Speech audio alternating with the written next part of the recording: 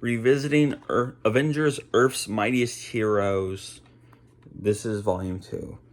So this volume is about Captain America showing up. So basically, like we did last time, and I feel like this could actually really work if we do this consistently and quickly.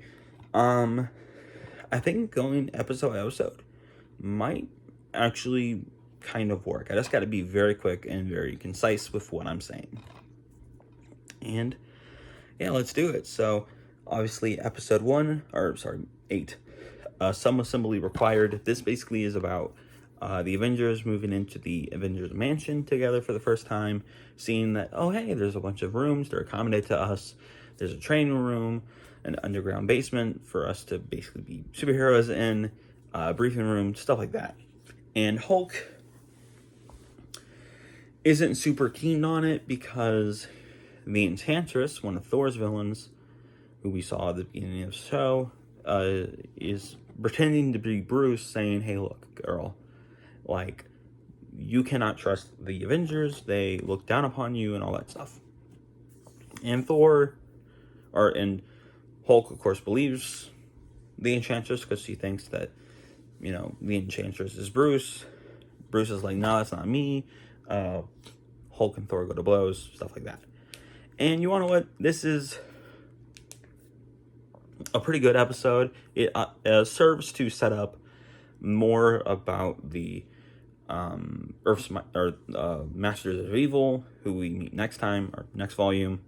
And yeah, it's a good enough episode. Entertaining. It does have it is that classic thing of we need our heroes to fight, so like come up with some like weak-ish excuse, but it's fine enough. It's just a regular episode of a long-going superhero TV show. And, we've all seen it time and time again. A hero gets tricked into fighting other heroes. Its big sort of inclusion is, of course, setting up the Masters of Evil, Hulk leaving, and, of course, at the end, we see Cap's shield because Hulk goes to, like, the Antarctic for some reason. That leads us brilliantly into Living Legend. This is one of the best episodes of the whole show. It's the one where Cap gets to the present day and is a loose adaptation of that original comic where Stan Lee was like, you want to know what? Let's bring back Captain America. Granted, that was a 20-year leap from the 40s to the 60s. This, along with some subsequent other leaps through time that Cap makes, is like 80 years. And you want to know what? This is a really good episode. It once again highlights how brilliant Brian Bloom plays Cap in this show, and is overall pretty good. You even get Baron Zemo in here doing his usual Baron Zemo stuff. There's also a giant goo monster, which is cool. And that whole sequence. This episode has some of the best animation of the whole show, as you see the Wasp along with the goo monster squash and squish as they zip around, and just the absolute attention to detail as the Avengers eventually defeat the goo monster is super cool. You also get a brief look at Black Panther as he returns, or as he comes from Africa to America.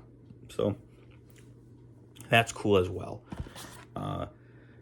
Next episode is Everything is Wonderful. I'll talk about this later, but like Thanksgiving Day, because Gamma World premiered Thanksgiving Day, I believe, or maybe Black Friday, but I think it was Thanksgiving Day of 2010. I got to see the whole show, like basically up to that point, in a like day-long marathon that Disney XD pulled, and I think the only episode of that Disney XD leading up to Gamma World Marathon that I missed was Everything is Wonderful. This episode is about Wonder Man getting his powers. Essentially, Simon Williams, Wonder Man, discovers that Tony Stark destroyed or bought all of his company, and of course he's not happy about that because he thinks Tony Stark is some heartless D-bag. And he says, you can't get away with this, Stark. This is my entire life's work. Of course, Tony Stark is a D-bag, an insensitive person, so he's like, look, I have something to tell you, or whatever.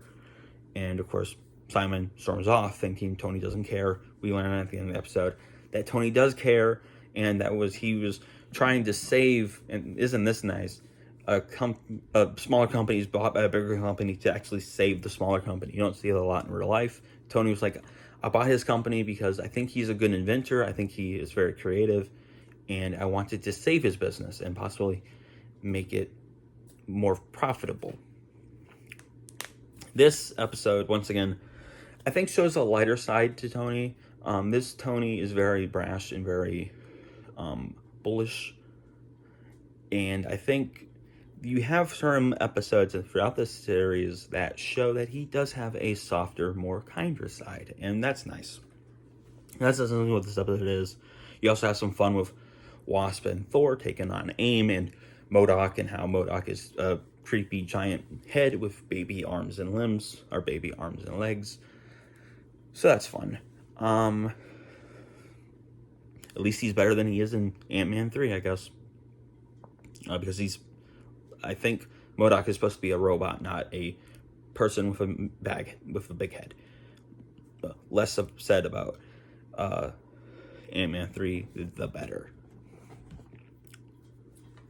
And yeah, so once again, this episode is just kind of there to set up the Masters of Evil. Next is Panther's Quest, which is ironically, I believe, the name of the of Avengers Assemble, the show that came after this show, Avengers Assemble Season 5, to piggyback off of the success of Black Panther. So that's fun.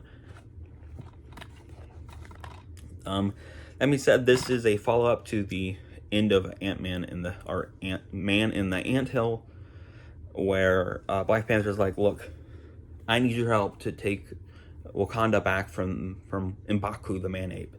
And this episode actually begins with the Black Panther completely whipping the entire Avengers' ass, which is, of course, a callback to in the original comics when Black Panther was introduced in Fantastic Four.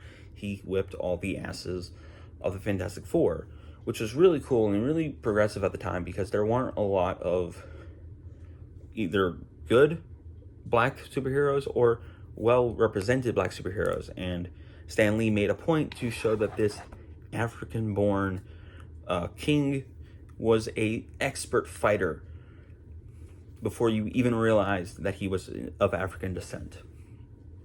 Yeah. Old school comics were not only woke, but all your favorite comic book characters from like 80 years ago, 70 years ago, all created by Jewish people. Comics rock, bro. I don't know why I did this. I meant to do this. Comics rock. But yeah, of course, Black Panther gets the help of the Avengers to basically be like, hey, look, I need your help to do this. And they're like, okay, cool. And you actually get somewhat of a recreation from the show of the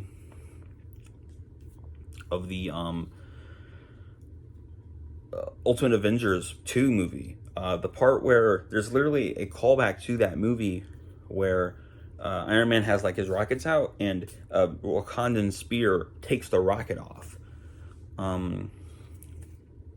Which is actually kind of cool and a neat callback, especially considering the fact that most likely adults and maybe teenagers who are watching this show now, or at the time, would have seen those when they were a bit younger, and younger kids probably wouldn't have gotten that reference. I was like, well, I guess 11 when this show initially came out, and over the years, of course, granted, I think I caught that even then, or actually, I think I caught it in reverse. Like, I think it had been years since I'd seen Ultimate Avengers 2, and then I rewatched Ultimate Avengers 2, and I was like, oh, that's a call. That's super cool. They're calling back their own projects. I've heard Ultimate Avengers 1, the movie, be called a great pilot to a TV show that was never made. This is basically that TV show, if there was one. This is essentially that. If you love Ultimate Avengers 1 and 2, you should really watch this show. It's brilliant. But yeah, of course, T'Challa gets Wakanda back from Man-Ape, and reveals that he had cheated in the initial duel that he had with T'Chaka, and also the other Avengers take out Claw. Claw being played by Mark Hamill. Claw wants to, of course, like in the movie, steal vibranium, and he even becomes a giant sound monster. He's like, sound. He steals the sound and boogies into becoming a sound monster. And yeah, it's overall fun. Panther Quest is a great episode, and I think it does a good job at being like, this T'Challa, while loves his country, he's still very much a nationalist. He's not as much. I think the most nationalist a media depiction, like a motion picture depiction of T'Challa, is probably in Iron Man Armored Adventures, which is a show I hope to cover one day, because that guy's all about Wakanda. Wakanda this, Wakanda that. We have to protect Wakanda. We have to protect vibranium. This guy's a bit more lenient. He's like, I want to protect Wakanda and vibranium, but I think the best way to do that is going out into the real world and discovering things about the real world. So he does. He becomes one of the Avengers. He's like right here. Him and Hawkeye right here. And yeah, it's all fun and games. And then there's Gamma World. Now, this is where my history with this show starts. Now, I, frankly, had no idea what this show was until Thanksgiving break 2010. When I watched the premiere, like on Thanksgiving, I believe, the premiere of Gamma World. That Thanksgiving, Disney XD had a whole marathon leading up to Gamma World, a marathon of all the episodes. I watched them all, loved this show, and was really jazzed about it. Of course, this was also the same Thanksgiving break, when Young Justice originally aired. And I have talked about my history with Young Justice before, and hopefully again, maybe soon. But this show, and specifically Gamma World, is in my top 5 favorite episodes of this whole show. I think it is so brilliant that you're like, okay, we have Avengers. What is a Avengers level threat? Even before the movies sort of really came out and they became specifically team-up movies, because for years, Avengers are just a comic book run. Like, they deal with everything. Not everything is necessarily world-ending as far as I'm aware, but like, they deal with essentially anything. And this show is very much an extension of dealing with whatever. And I think that this show brilliantly is like, okay, we're going to have smaller threats, we're going to have big threats. This is a big threat. And the leader, after the cube has been evacuated, he's like, okay, I'm going to turn this gamma generator I'm going to turn this gamma generator into a dome encompassing the entire cube along with some surrounding area. The Avengers are going to come, show up, think they destroyed the gamma generator, and of course seeing all the SHIELD agents and seeing even the Avengers become gamma-fied is really cool. There's a long-held sort of notion in the comics, probably, I believe, created by Peter David, because Peter David's the man, that the monster you become once you're exposed to gamma is basically created by your personality. So, Bruce Banner had suppressed rage due to childhood trauma. He becomes the Hulk. Janet, his cousin, Jan, is a more conservative type of nerd girl, and she is and she wants to be like a party girl, so she becomes a hot party girl. Ivo Blonsky is a monster. He becomes a monster leader. is a scientist who's a genius, believes himself to be God, so he becomes essentially a god. Stuff like that. Samson is a nerdy guy who wants to be a hero. He becomes a hero, a super soldier. It's very, metaphorical. You're hulking out transformations. Not in this show.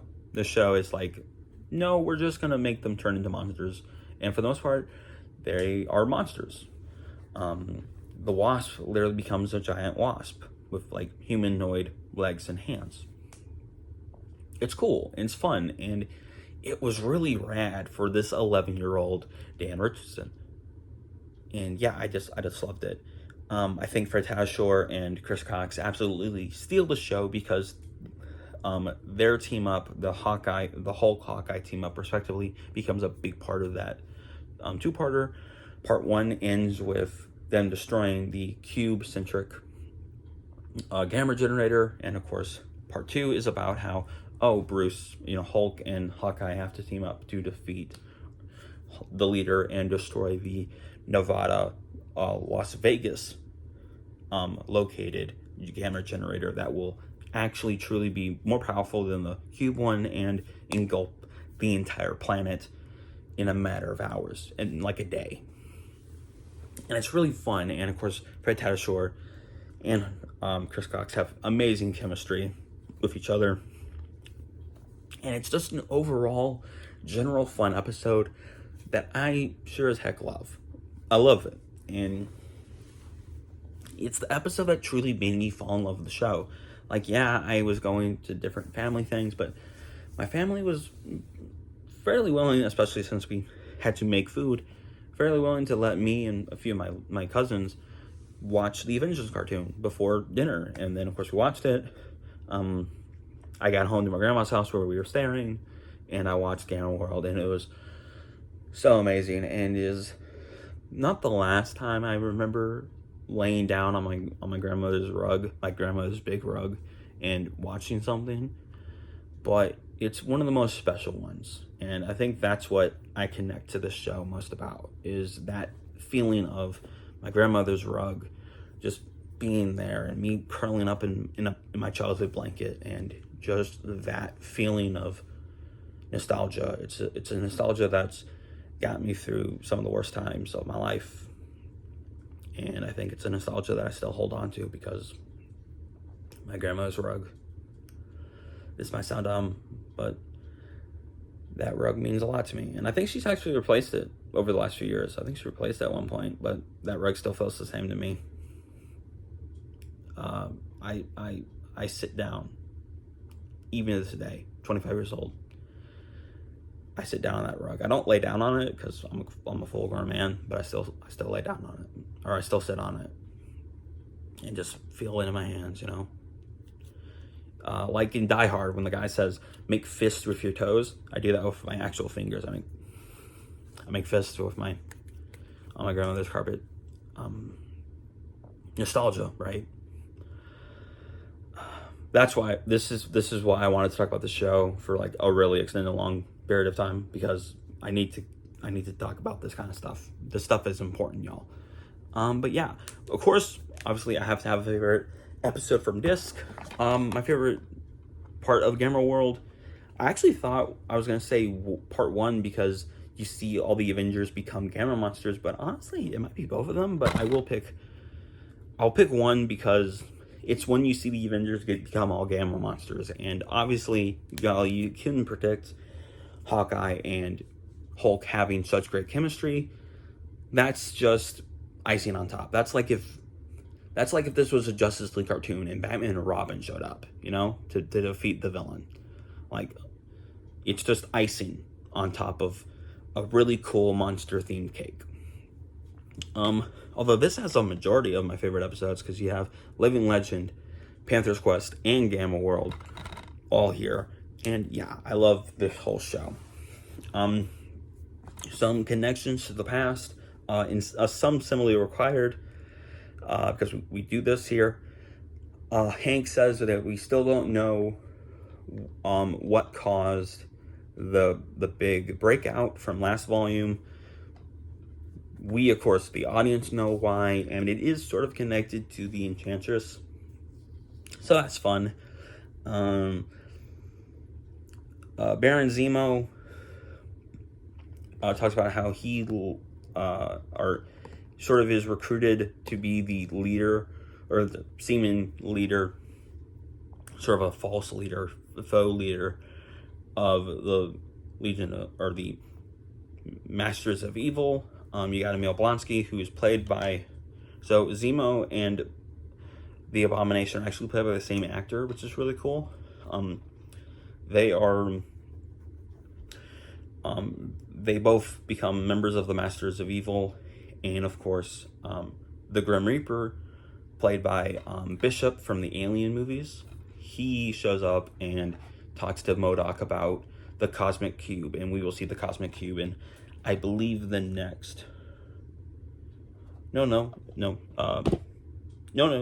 the next volume. Maybe volume 4. So, that's fun. There are your connections. I actually did this a lot quicker, probably because I didn't have to set up everything. Like, if you have not seen part 1, please check out part 1 of this series. Because, yeah, we surprisingly got through volume 2 a lot quicker than we got through volume 1. But yeah, I love this show. And I will save, I think, the biggest part of why I wanted to talk about this show, I think, for part 4. But yeah, this show means so much to me.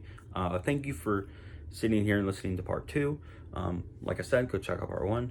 And check out this entire playlist, because we are, especially if you're in the future, because we are here every Thursday in the month of November, and even a little in December.